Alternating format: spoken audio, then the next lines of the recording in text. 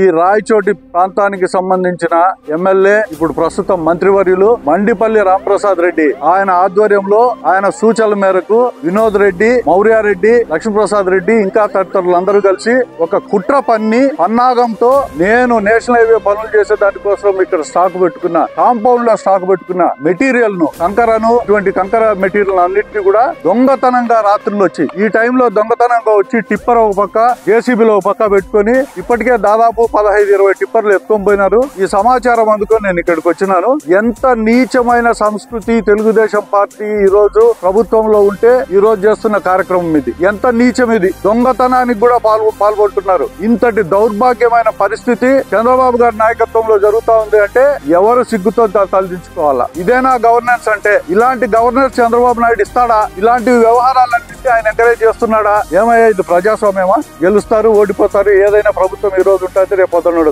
ఏ మొక్కలో దాంకున్నా భవిష్యత్తులో బయటికి తీసుకొచ్చి ఏం చేయాలన్నా ఎన్ని చేస్తాం. వీళ్ళందరూ మాకు ప్రభుత్వం వస్తుంది, మేము అధికారంలోకి వస్తాము, ఇలా కథ ఏందో తేల్చేస్తాం. అంత సులభంగా ఎవరిని వదిలిపెట్టే సమస్య లేదు. ఇక్కడ ఎవడు గాజులు చేతులు దొడుకొని లేడు. తమాషా అంటారు, దొంగగా ఎత్తపోతారా? ఎత్తబోండి. మీకు ఎవరు రక్షణ ఇస్తారో వాళ్ళని కూడా పిలుచుకొచ్చుకొని వాళ్ళ సమక్షంలోనే అంతా ఎత్తుకోబోదు. ఇబ్బంది ఏం లేదు.